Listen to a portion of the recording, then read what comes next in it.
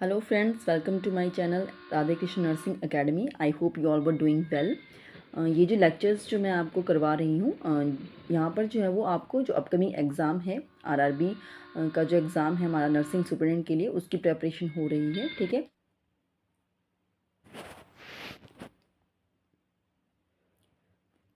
Continue करते हैं हमारे क्वेश्चन की सीरीज़ को। तो आज क्वेश्चन देखिए, for assessing the range of joint movement the nurse will ask the patient to move away from the body, evaluating the movement of which type of movement is to be shown by the patient। यहाँ पर देखिए question में क्या पूछा गया है। अगर जो हमारे पास एक नर्स है उसे जो है वो रेंज ऑफ जॉइंट मूवमेंट को असेस करना है, उसने पेशेंट को क्या command the, move away from the body. ठीक है, तो उसको जो है वो अपना कोई भी लिम्ब को जो कमांड दी गई that is to move away from the body. ठीक है, तो ये उसकी बॉडी है और ये उसके लिम्स हैं, तो वो उसको move away from the body करने को कहा।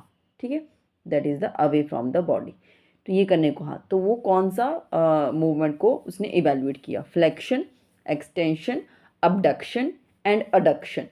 तो यहाँ पर जो राइट आंसर है दैट इज़ द अबडक्शन। ठीक है, तो अवे फ्रॉम द बॉडी को हम कहते हैं अबडक्शन। नेक्स्ट यहाँ पे मैं आपको दिखा देती हूँ इनकी इमेजेस, जो रेंज ऑफ मोशंस है हमारे पास, कौन कौन सी जो है वो बॉडी की मूवमेंट्स होती हैं। तो यहाँ पे आप देखिए, दिस इज़ द एक्सटेंशन। ठीक है, अगर बॉडी ऐसे है आपका पलिम और इसको अगर आपने ऐसे एक्सटेंड करे, दिस इज़ द एक्सटेंशन। और अगर ऐसे ये जो था वो एक्सटेंशन पोजीशन पे थी, फिर अगर आपने इसको इस डायरेक्शन मूव किया दैट इज़ द फ्लेक्शन। ठीक है, और ये हुआ आपका अबडक्शन। जैसे ये आपका जो है ये नॉर्मल पोजीशन पे है, बट इसको कैसे किया, away from the body, this is the away from the body, that is the abduction. और अगर ऑलरेडी ये अबडक्शन पोजीशन में था तो इसको अगर हमने ये जो है वो टूवर्ड्स द बॉडी अगर इसने मूव किया दैट इज़ द अडक्शन। ठीक है, और ये हमारे पास सुपिनेशन, जो हम बिल्कुल अपना हाथ जो हम सीधा रखते हैं that is the supination. Pronation, यहाँ पे उल्टा हाथ हो गया। ठीक है, दिस इज़ द प्लैंटर फ्लेक्शन। ठीक है, ये नॉर्मल है बट इसको अगर ऐसे किया तो प्लैंटर फ्लेक्शन, और अगर इसको अपवर्ड डायरेक्शन में किया तो डॉर्सी फ्लेक्शन। ठीक है, और यहाँ पर जो मीडियल, ये हमारे से लिम्ब स्ट्रेट होते हैं, तो अगर इसको इनवर्ड डायरेक्शन में से मूव किया this is a medial rotation, और इसको अगर एक्सटर्नल पोजीशन में बाहर की तरफ करेंगे तो ये हमारे पास लेटरल रोटेशन में आ जाता है। ठीक है, नेक्स्ट क्वेश्चन देखते हैं, which portion of the heart receives oxygenated blood. Heart का कौन सा ऐसा पोर्शन है जो ऑक्सीजनेटेड ब्लड को जो है वो रिसीव करता है। ठीक है, तो ऑप्शंस देखिए, left auricle, right auricle, left ventricle and right ventricle. Auricles को हम एट्रियम भी कहते हैं। ठीक है, तो यहाँ पर जो right answer that is the left auricle और लेफ्ट एट्रियम। ठीक है, तो मैं आपको ये दिखा देती हूँ इसका प्रॉपर। तो यहाँ पर जो है हमारे पास सुपीरियर वेना कावा और इन्फीरियर वेना कावा के थ्रू जो है वो राइट ऑरिकल और राइट एट्रियम में जो है वो डीऑक्सीजनेटेड जो है वो ब्लड एंटर होता है from all of the body. ठीक है, और उसके बाद जो है हमारे पास राइट वेंट्रिकल में कलेक्ट हो जाता है। ठीक है, ट्राइकस्पिड वाल्व की मूवमेंट की वजह से ये डाउनवर्ड डायरेक्शन में ब्लड फ्लो करता है, और यहाँ से जो है वो हमारे पास पल्मनरी आर्टरी के थ्रू जो है वो यहाँ पर चला जाएगा लंग्स में ऑक्सीजनेट होने के लिए। फिर लंग्स से ऑक्सीजनेट होकर जो है वो पल्मनरी वेन्स के थ्रू जो वो हमारे पास कहाँ पर आ जाता है, लेफ्ट एट्रियम में।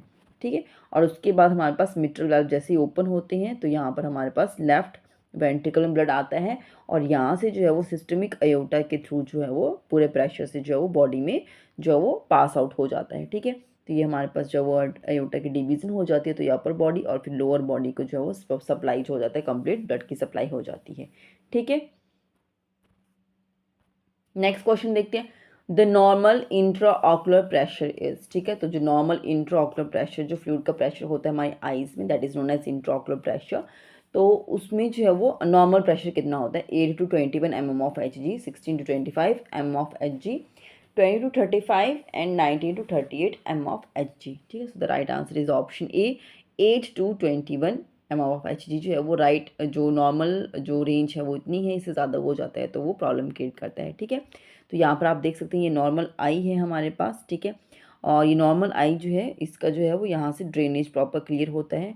ठीक है, जो भी फ्लूइड होगा वो प्रॉपरली जो है वो कंट्रोल किया जाता है, और आई के अंदर जो इंट्राऑकुलर प्रेशर का प्रॉपरली मेंटेन रहता है। ठीक है, बट जैसे हमने देखा होगा ग्लूकोमा की केस में क्या होता है, यहाँ पे जो है वो चैनल ब्लॉक हो जाती है, ठीक है, जिसकी वजह से ड्रेनेज प्रॉपरली नहीं हो पाता और जो है वो इंटरनल प्रेशर जो वो इंक्रीज़ होता है और वो हमारे पास जो इंक्रीज जो आई का प्रेशर है वो डैमेज कर सकते हैं हमारी ऑप्टिक नर्व को भी, तो उसमें जो है वो हमें विजुअलाइजेशन में भी प्रॉब्लम आती है।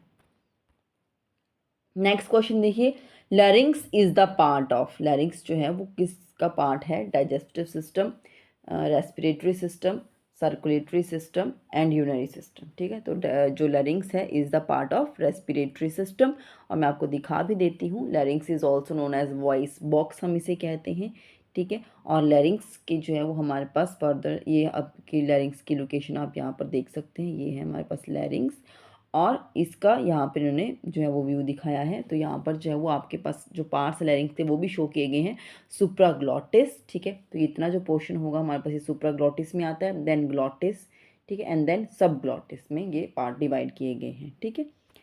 नेक्स्ट देखते हैं, next question, direct action of parathyroid hormone PTH include everything except, जो डायरेक्ट एक्शन है हमारे पास पैराथायरॉयड हार्मोन का, ठीक है, जो हमारे पास थायराइड ग्लैंड होता है, ठीक है, जो हमारे पास जो है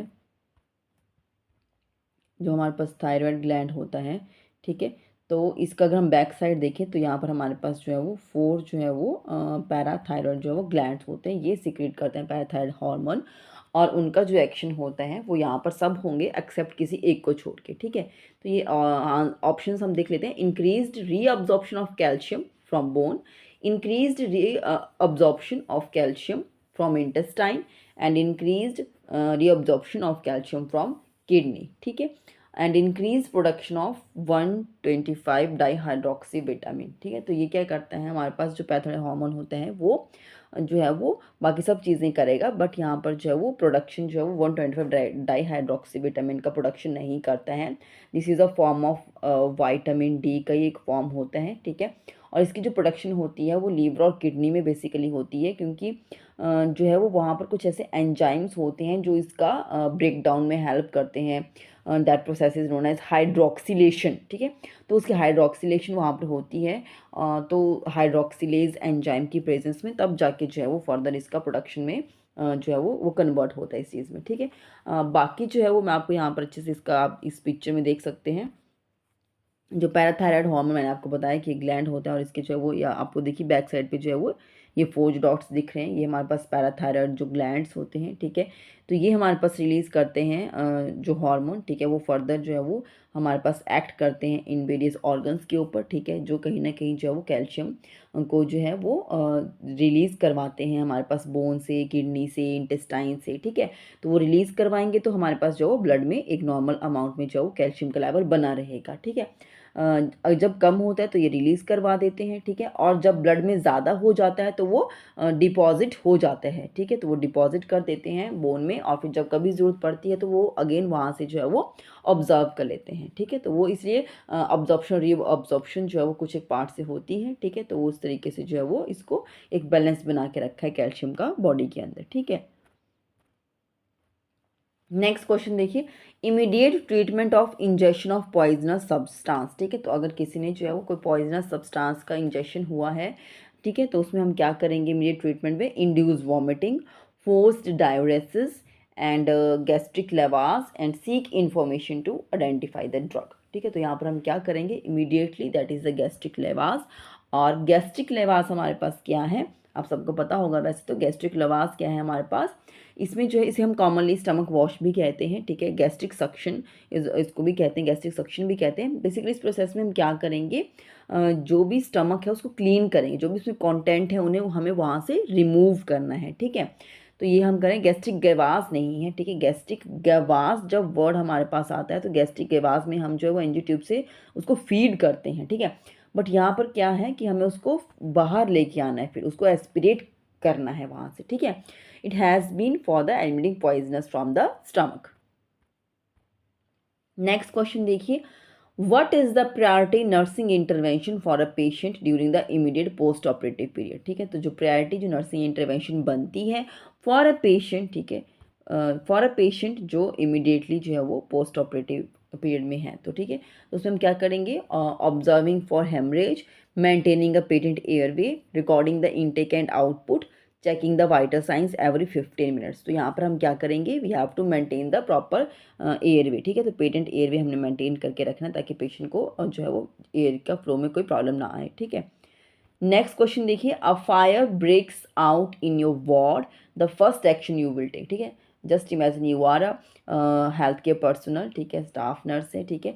तो वो जो है एज अ नर्सिंग पर्सनल जो है वो आपकी क्या रिस्पॉन्सिबिलिटी बनती है, फर्स्ट एक्शन क्या होगा जो आप लोगे अगर आपको दिखता है कि आपके वार्ड में जो है वो फायर लग चुकी है, ठीक है। You have to call 101 fire brigade, shut off the oxygen supply, do use the fire with the fire extinguisher and evacuate the patients from the ward, ठीक है। तो बाकी सब चीज़ें भी होंगी step by step, side by side चलेंगी, ठीक है। बट जो सबसे पहले जो करेंगे that is the shut off the oxygen supply, ठीक है। तो जो भी हमारे विंडोज़ जितनी भी चीज़ें होंगी उनको हमने क्लोज करना है इमीडिएटली, ठीक है, सो दैट कि ऑक्सीजन का जो फ्लो है वो ब्लॉक हो जाएगा, तो एयर जो फायर है वो आगे स्प्रेड नहीं होगी। उसके बाद हम कॉल भी करेंगे side by side fire brigade को, ठीक है, और जो है वो फायर एक्सटिंग्विशर का यूज़ करते करते पेशेंट्स को भी इवैक्यूएट करना स्टार्ट करेंगे। नेक्स्ट क्वेश्चन देखिए, a patient presents to the emergency with a history of multiple bee stings and a blood pressure of 80 to 50 mm of Hg he is having, ठीक है। तो एक पेशेंट है जिसको इमरजेंसी में लाया गया और जिसे जो है वो बहुत सारे जो बीज हैं उन्होंने काट लिया उसको, ठीक है, मल्टीपल बी स्टिंग्स हुआ जिसकी वजह से उसका ब्लड प्रेशर बहुत डाउन जा चुका है, ठीक है। तो ये किस केस में देखने को मिलता है, ठीक है। तो वो पेशेंट को आपको क्या समझ में आता है कि पेशेंट को क्या हुआ, hypovolumic shock, spinal shock, hemorrhage shock और एनाफाइलैक्टिक शॉक।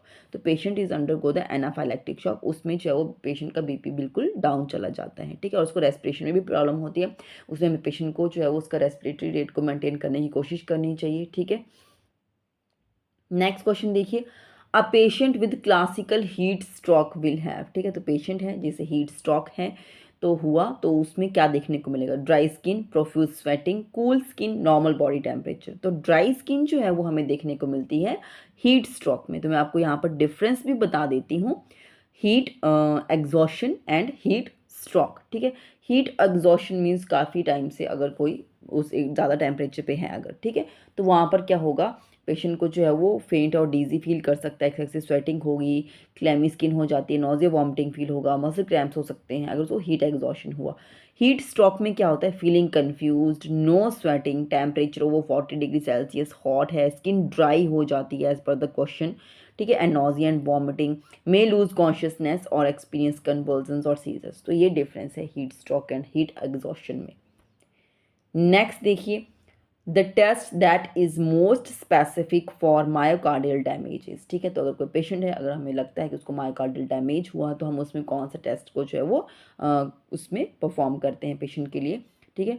तो यहाँ पर हमारे पास है CK-MB, myoglobin, troponin first and CK, ठीक है। तो यहाँ पर जो हम करेंगे दैट इज़ द जो क्रेटिनिन काइनेज MB जो है वो हम यहाँ पर परफॉर्म करते हैं।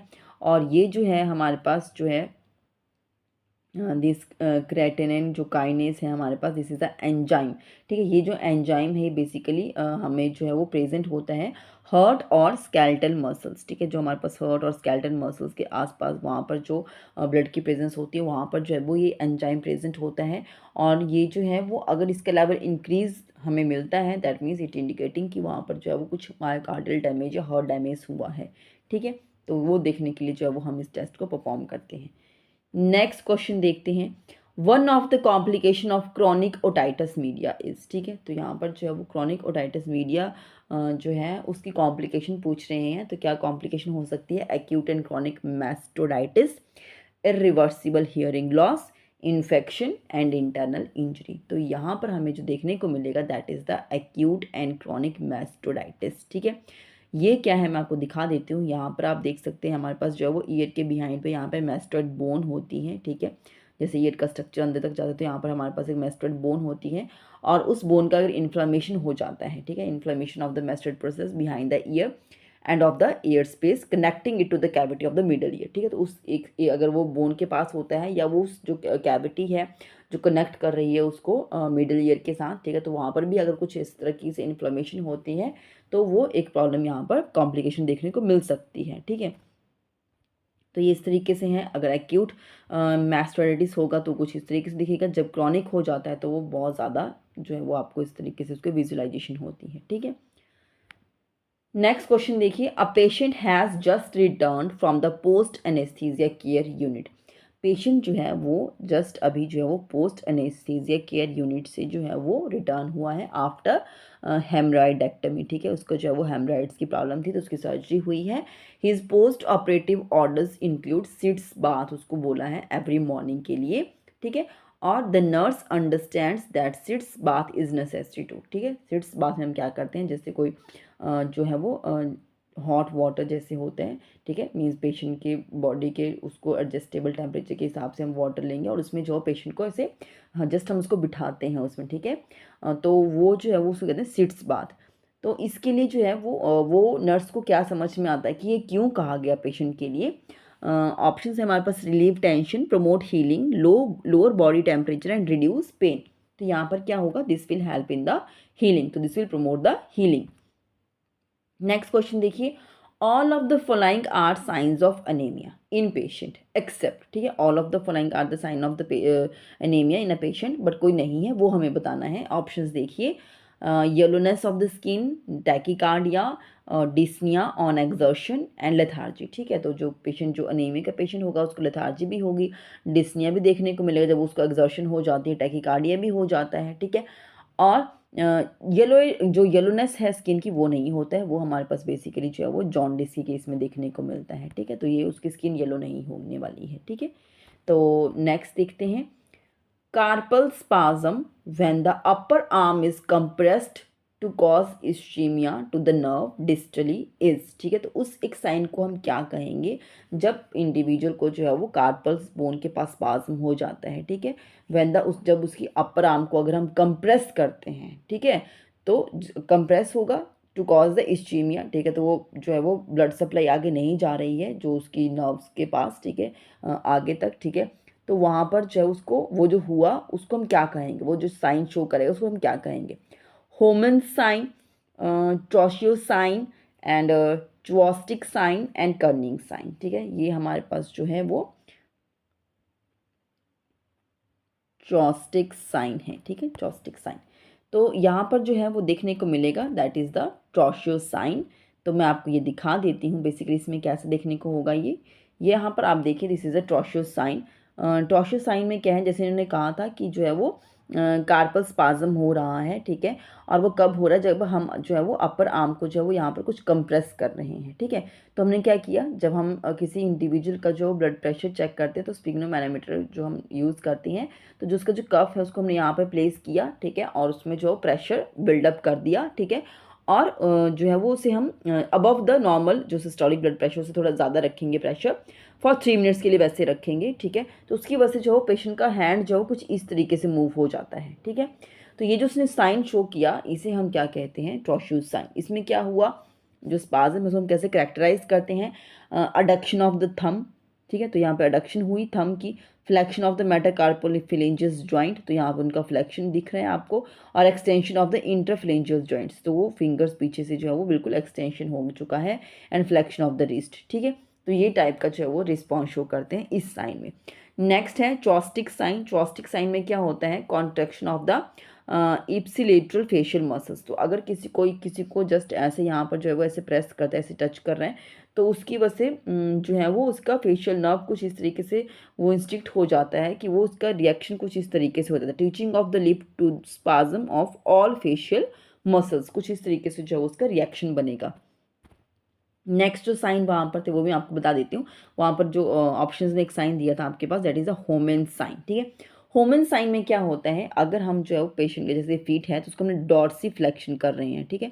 डॉर्सी फ्लेक्शन जैसे ही हम करेंगे, नी उसकी हमने एक्सटेंड करके रखी है, ठीक है। तो जैसे उसको हम यहाँ से फ्लेक्स करने की कोशिश करते हैं उसको पेन होना शुरू हो जाता है इन द काफ। ये काफ जो मसल्स होती है यहाँ पर उसको पेन होगा, resulting from the tension of the soleus and gastrocnemius muscles, जो यहाँ पर बेसिकली प्रेजेंट होती हैं, उनमें टेंशन क्रिएट होती है, शायद उसकी वजह से उसको पेन होना शुरू हो जाता है। And this is also evidence of calf vein thrombosis, ठीक है। तो ये एक साइन अगर शो करता है पेशेंट, तो this sign is known as Homan's sign. Next वहाँ पर साइन था एक हमारे पास कर्निंग साइन, तो वो भी मैं आपको दिखा देती हूँ। अगर हम एक पेशेंट को जस्ट ऐसे प्लेस करते हैं जिसमें उसकी नी को जो है वो हम फ्लेक्स कर देंगे 90 डिग्री के ऊपर, ठीक है, और जो है वो हिप्स भी उसके फ्लेक्स हो गया है 90 डिग्री के ऊपर, ठीक है। एक्सटेंशन अगर हम करते हैं उसका, जैसे ये है, अगर हमने इसको एक्सटेंड करने की कोशिश की तब जो है वो पेशेंट जो है उसको ज़्यादा एक्सटेंड नहीं कर पाएगा और उसको पेन होती है, ठीक है। तो ये जब उसको शो करता है पेशेंट, तो that is known as Kernig sign. और नेक्स्ट जो साइन हमारे पास है that is the Brudzinski sign. तो ब्रूजिंस्की साइन में क्या होता है कि अगर पेशेंट को हमने जस्ट उसकी जो लेग्स है बिल्कुल ऐसे उसको सुपाइन पोजीशन दे दी, बिल्कुल स्ट्रेट है उसकी लेग्स, ठीक है।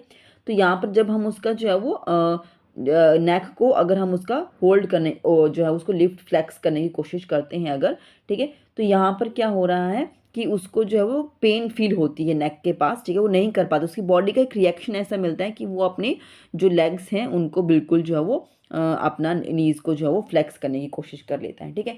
और उसको जो पेन है वो फील होती है इस साइन में।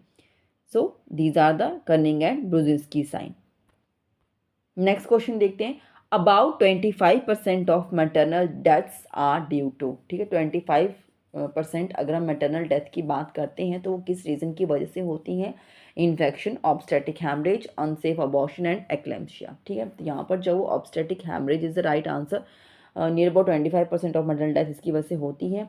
तो ऑब्स्टेटिकल हैमरेज मीन्स किसी भी टाइप का एक्सेसिव ब्लीडिंग अगर इंडिविजुअल किसी मदर को होता है, usually related to the pregnancy.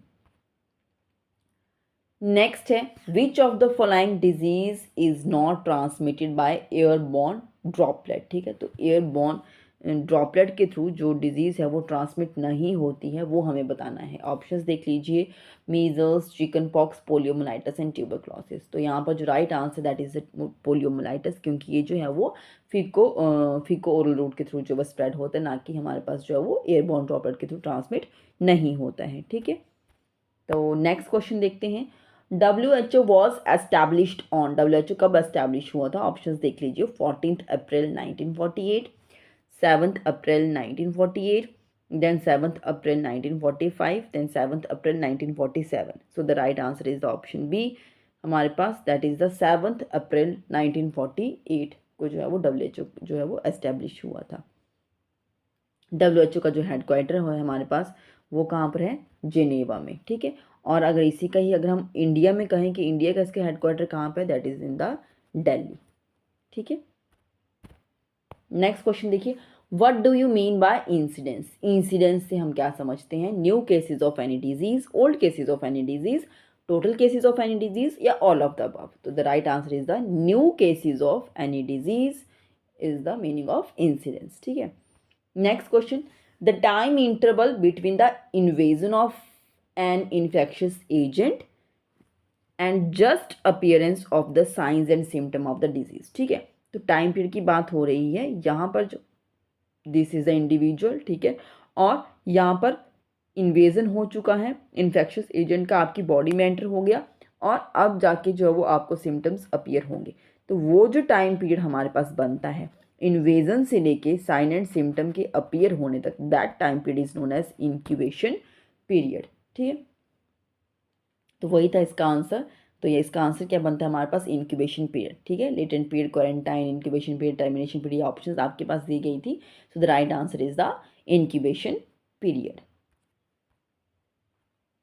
So this is all about the today's lecture, ठीक है। तो आज हमने काफ़ी सारे क्वेश्चंस जो हमने डिस्कस किए, इसमें बहुत सारी चीज़ें और भी आपको पता चली होंगी, ठीक है।